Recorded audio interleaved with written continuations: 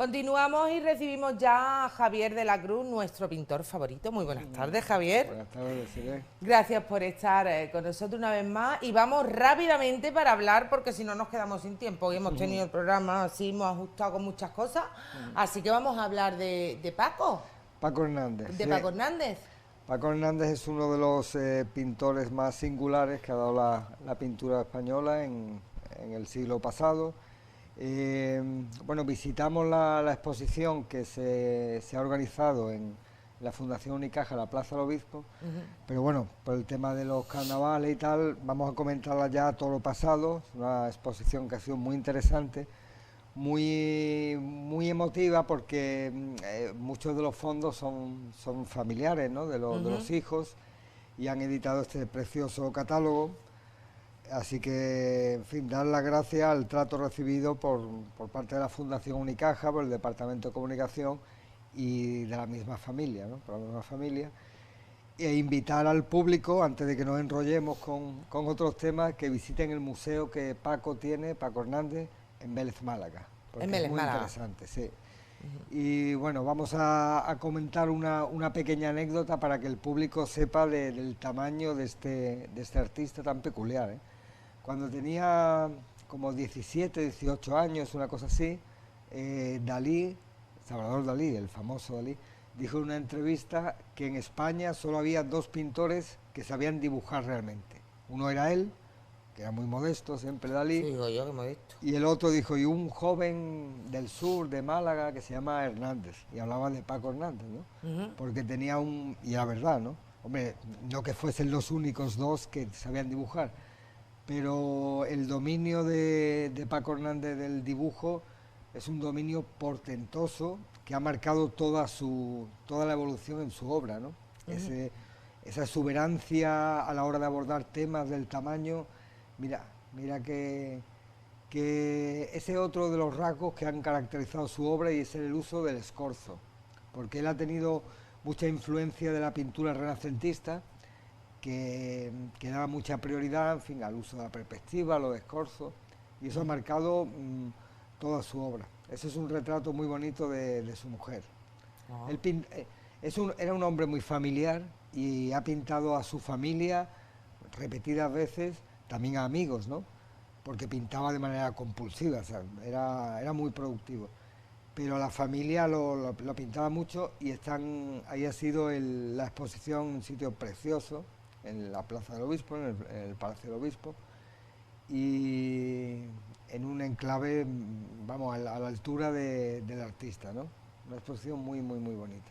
El Palacio Episcopal es un lugar maravilloso, Sí, para sí. disfrutar Precioso. de cualquier tipo de exposición, porque además yo creo que la engrandece aún mucho más. Sí. Eso es porque en la exposición hemos podido disfrutar, han abarcado todos los periodos de su vida, desde obra de muy joven hasta muy reciente, ¿no?, antes de su fallecimiento. Esa obra que estamos viendo yo creo que es de los 70, puede ser de los 70, porque él ha tenido varias evoluciones. A mediados de los 60, a mediados de los 70, a mediados de los 80 ha habido ahí cierto cambio, ¿no? Él, en el año 66, él representó a España en la Bienal de Venecia en dos ocasiones, en el 66 y en el 70.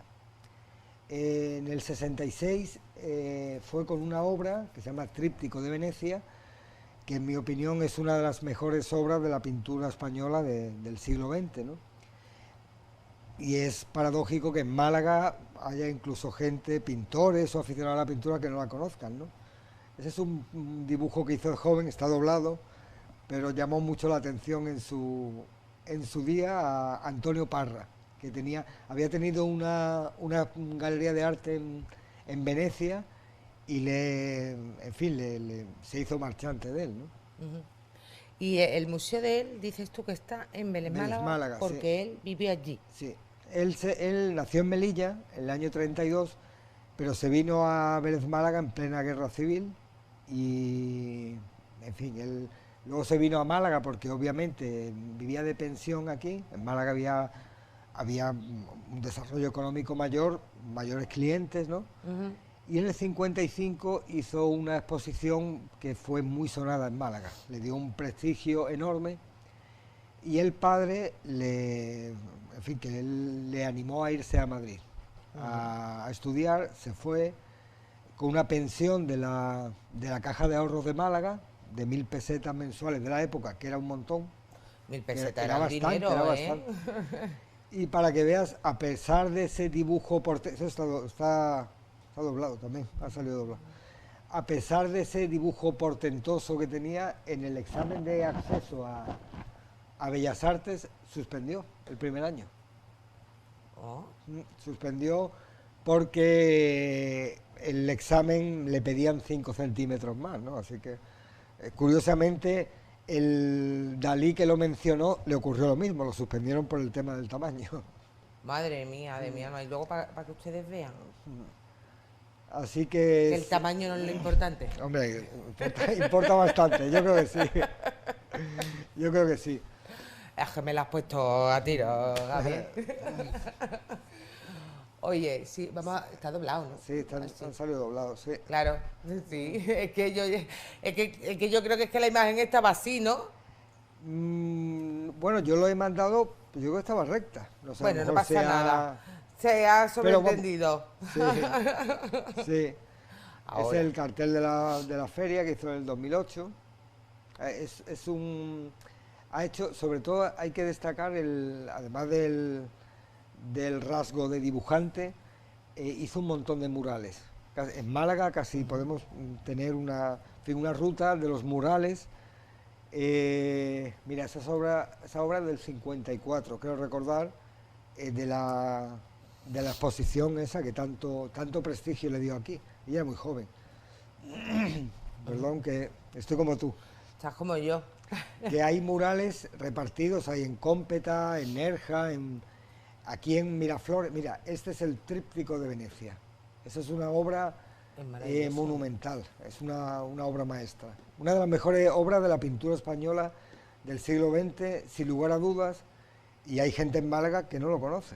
¿Y qué es lo que es exactamente? Eso, en los años 60 él hacía una obra, huía, según sus propias palabras, estaba un poco como harto de tanto cubismo, y entonces eran formas amorfas, llenas de nudos, de muñones, parece que hay con mucho ritmo, pero huyendo de esa, en fin, de esa cosa tan estática del cubismo, ¿no? Y es una pintura moderna, figurativa, porque tiene alguna conexión con la realidad, pero como puedes ver es algo completamente irreal, ¿no? Claro. Curiosamente no es óleo, aunque lo parece, pero no es óleo. Son obras que son dignas de admirar más de manera presencial, ¿verdad? Sí. Para fijarte en cada detalle. Sí, sobre todo la majestuosidad, el tamaño. También tiene obras pequeñas que son una delicia, pero en ese caso concreto yo creo que verlo del natural gana. Él fue evolucionando de esas formas un poco redondas, fue un poco acercándose a la figuración.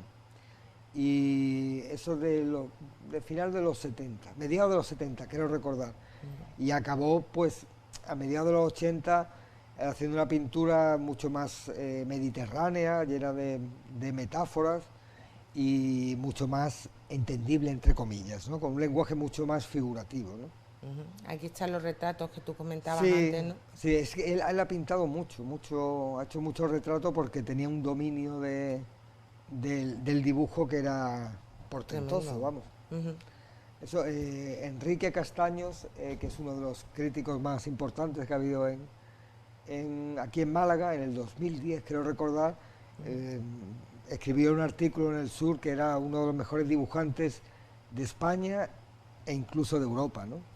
Ese es él, porque en la exposición hemos podido ver una pequeña entrevista, había un vídeo que estaba ahí en bucle. Él era muy expresivo, era un hombre muy poderoso, contrasta esa sensibilidad, pues daba miedo, se ponía a hablar con esa... Oye, pues Javier, lo vamos a tener que dejar aquí, nos quedamos sin tiempo. Esta exposición me ha gustado. Pues la entiendo, ¿verdad? La entiendo, sabes ya que lo que yo entiendo y lo que no entiendo. Y esta, pues la verdad que sí, que aquí la pintura, en este caso el pintor, pues te transmite lo que pinta. Gracias, Javier. Gracias a vosotros, como siempre. Le iba a decir la semana que viene. El mes que viene, ¿de qué vamos a hablar? ¿Lo tienes ya pensado? Sí, pero ya será una sorpresa. Ah, sorpresa, a ver. Bueno, lo dicho, Javier, gracias. Gracias a vosotros.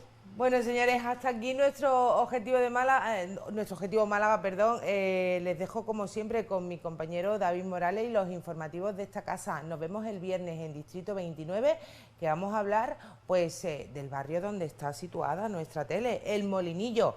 Así que no se lo pierdan. Nos vemos el viernes. Un beso. Adiós.